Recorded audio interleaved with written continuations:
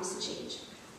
I constantly catch myself mid-sentence when I start to talk about the good old days as a middle schooler, or force myself to keep my mouth shut when something reminds me of my wild child days as a 6-year-old dancer. My friends have heard the numerous stories too many times to count and could even recite my most cherished memories word for word if they had to. It's safe to say I have a bit of a problem when it comes to bringing up my past. But for some reason, it's just a part of who I am. I'm that type of person who collects little mementos from almost every event in my life, making a collection of stuff on the corkboard in my room. I cherish my awkward stage pictures and my old movie tickets as if they were my children. Anything that allows me to hold on to a little piece of each part of my life makes me happy. I mean, I did break down into a frenzy of tears when my mom told me a few weeks ago that she would be painting over the sparkly tulips that line my bedroom walls. But Arianna, she pleaded, you're a senior in high school. Your curtains have butterflies on them. Let me just do a little redecorating for you. However, I begged and pleaded with her, saying, but Mom, sparkly tulips will be the only thing that's the same about next year. I can't come home during breaks and sleep in a room I didn't grow up in. Of course, she couldn't argue with that or her stressed-out college applicant of a daughter. So there I was, reduced to a puddle of tears, being my typical afraid of change self, when a great idea for a senior presentation popped into my head. I thought about all those stories I constantly repeat time after time. And no, this presentation is not on those stories. Instead, it's on something I won't be able to stop talking about for the next 4 years of my life. Sad. Surprising, right? However, sitting in that puddle of tears, I realized how much I will miss this place and all that it has given me. I might even miss it as much as I'll miss my sparkly tulips. So these are the top 5 things I'll miss about SEM. Original, I know. Number 5, the special SEM days. You may ask, what are special SEM days? Well, special SEM days are those days when you find yourself doing things in school you wouldn't be doing at any other place. We have the obvious traditional special SEM days, such as Hornet Jacket Day, Hanging of the Greens, and Rebel. However, how often does one find themselves singing Christmas carols while decorating their school? I'm pretty sure never. But aside from those days, I mean the really special SEM days. The days when we suddenly learn that we have a half day coming up to watch a movie about feminism and have some of the most meaningful conversations we could ever think of. Or the days when an unbelievable club decides they are going to educate the entire school on greater issues than ourselves. I mean, really? Who does this? What other school can say that they spend the entire day learning about things beyond math or history? These special SEM days are something that have helped me to mature and grow, and are definitely something I will not be able to shut up about next year. Number 4, crew. Yes, crew. I should probably be hearing gasps from the audience right now, as I don't think I've gone to one crew practice without complaining. However, in my nostalgic state, I realized crew has made me into who I am today. While there is nothing worse than getting splashed in the face with ice-cold water in 35-degree weather, wind whipping, and sometimes snow falling, these days have taught me something invaluable. Success is only possible with some good old-fashioned hard work. Even though some days leave my fingers and toes numb, I know there is a whole team of girls who are feeling, or not feeling, the same thing.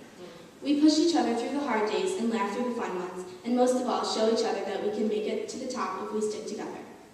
Although sometimes I forget to call the last hard 10 or steer my boat out of its lane, I have a team behind me to help me get back up and try harder.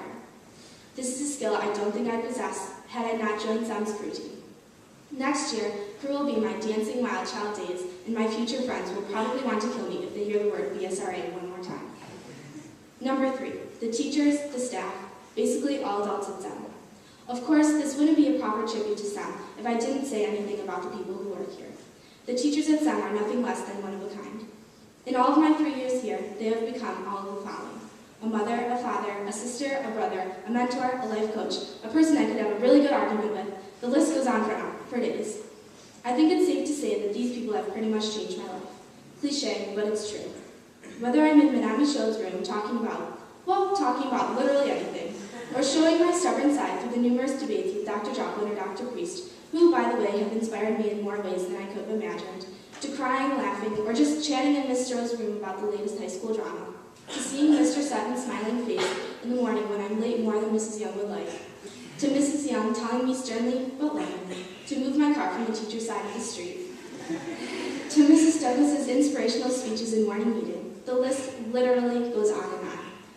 I would just like to say thank you to every SEM adult at SEM for inspiring, improving, and bettering the lives of your students. You, for certain, will be people I will keep close to my heart in my new adventures as a college student. Number 2, my drive to school. It sounds painful, right?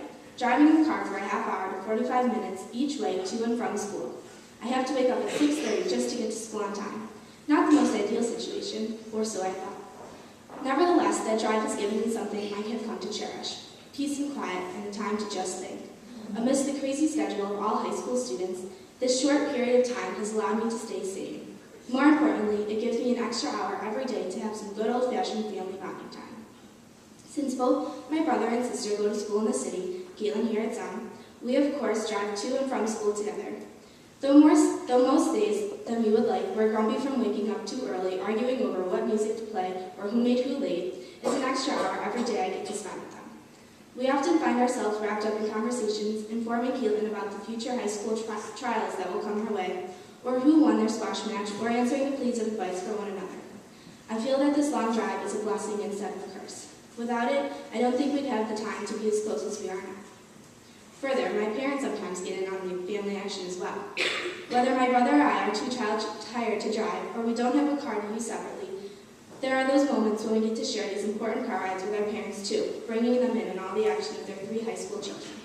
I'm grateful for that car ride as it has given me some extra moments out of our day to just focus on family or on myself when so much around me is going on. Finally, number 1, the girls. What would STEM be without its STEM girls?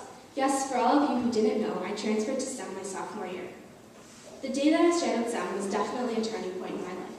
First of all, let me start off by saying thank you to all those girls who actually jumped at me when they saw that I was a shadow. Nothing represents STEM better than some enthusiastic, strange girls bombarding me with hugs. Lunch rolled around and I was almost certain I would be attending STEM the following year. I mean, after making the girls who sat with me at lunch promise to be friends with me, I was sure I'd be set.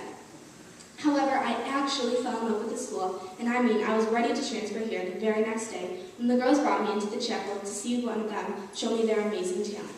Not naming names, but this girl has an amazing voice, writes her own songs, and is basically famous.